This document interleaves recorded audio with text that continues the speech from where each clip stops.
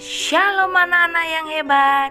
Sudah siap ya belajar hari ini? Hari ini kelas 6 akan belajar pelajaran 3, sikap beribadah yang benar.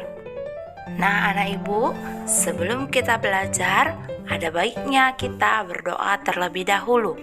Tuhan Yesus, hari ini kami mau belajar, berkati kami supaya kami bisa mengerti apa yang kami pelajari pada hari ini. Terima kasih Tuhan, amin. Nah anak ibu, sebelum kita masuk dalam materi pembelajaran kita, ada baiknya kita mengetahui tujuan pembelajaran kita hari ini. Ya, adapun tujuan pembelajaran kita hari ini adalah yang pertama, siswa mampu mengerti apa itu ibadah. Yang kedua, siswa mengetahui sikap beribadah yang benar. Dan yang ketiga, siswa tahu perbedaan ibadah pada perjanjian lama dan ibadah pada perjanjian baru. Dan yang keempat, siswa mengetahui alasan mengapa kita beribadah. Nah anak ibu, kita masuk pada materi kita yang pertama, yaitu arti ibadah. Beribadah adalah ungkapan pernyataan rasa hormat kita kepada Tuhan. Kegiatan beribadah adalah saat di mana kita berjumpa dengan Tuhan. Maka sudah selayaknya kita menunjukkan sikap hormat kita kepadanya. Kita menghormati Dia karena Dia adalah pencipta, pemelihara, penyelamat, dan penebus kita. Dia jugalah yang memberikan banyak sekali berkat-berkatnya bagi kita. Anak ibu, kita akan membahas bagaimana cara beribadah yang benar. Yang pertama adalah merendahkan diri. Semua manusia telah berdosa. Seperti ada tertulis, tidak ada yang benar, seorang pun tidak.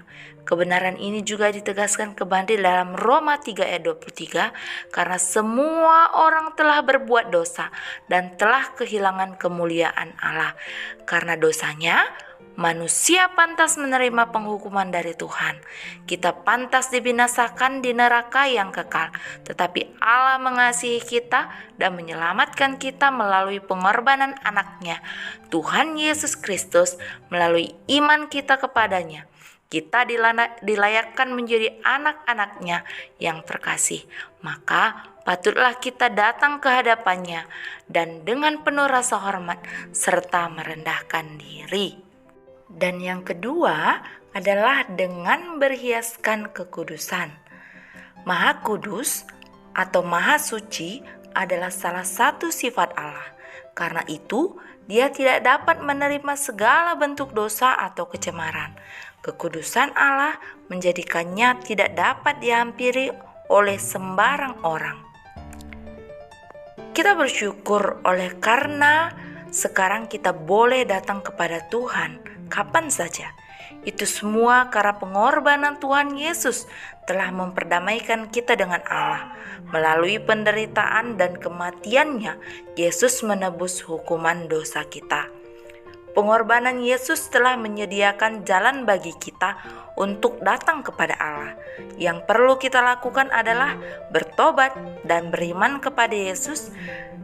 Di dalam Kristus kita dibenarkan dan dikuduskan sehingga kita menjadi anak-anak Allah melalui Tuhan Yesus.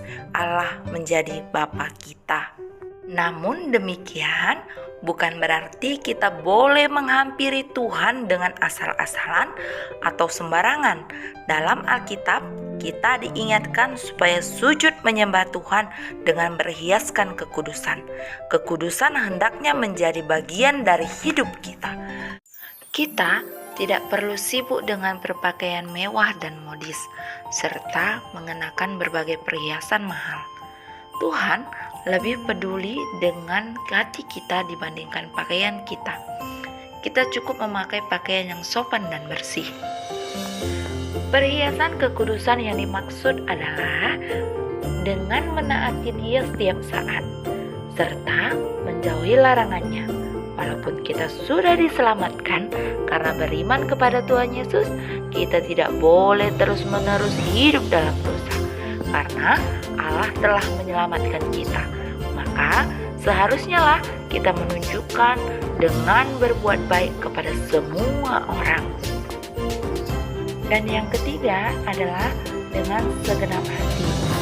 Artinya, ketika kita melakukan sesuatu, Tuhan ingin kita melakukannya dengan segenap hati, yang dimana artinya juga kita harus melakukan sesuatu itu dengan tulus dan sungguh-sungguh, dengan keberadaan diri kita. Demikianlah juga ketika kita beribadah, bernyanyi dan bersoraklah bagi Tuhan dengan segenap hati. Sekarang kita masuk dalam perbedaan ibadah pada perjanjian lama dan perjanjian baru, di mana cara yang dilakukan dalam perjanjian lama adalah dengan menyembah Allah melalui memberikan korban bakaran.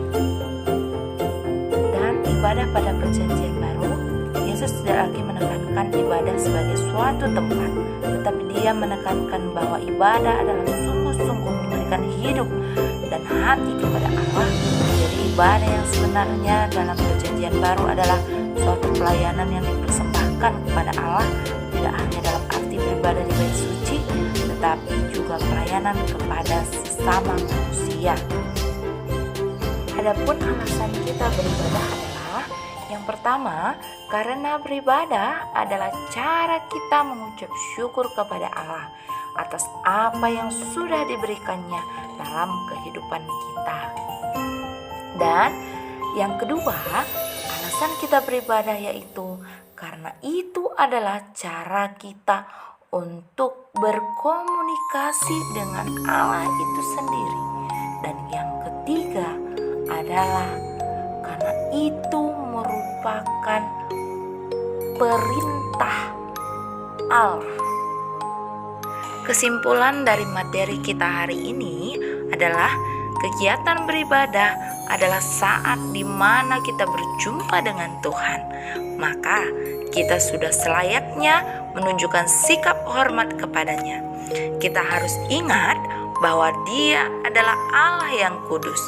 Maka kita pun harus datang ke hadapannya dengan sikap yang benar. Kita harus mengembangkan sikap merendahkan diri, menjaga kekudusan hidup, serta beribadah dengan segenap hati. Kita harus memiliki sikap ini bukan hanya ketika kita beribadah, tetapi setiap saat. Dan yang terpenting, kita harus menaati Tuhan setiap waktu. Seluruh kehidupan kita adalah ibadah bagi Tuhan. Marilah memuliakan Tuhan.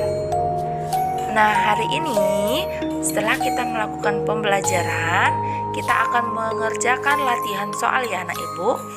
Kerjakan halaman 33, pilihan berganda 1 sampai dengan 5, dan isian halaman 34 sampai 35, nomor 1 sampai dengan nomor 5. Baik anak ibu, kita akan mengakhiri materi kita hari ini dalam doa.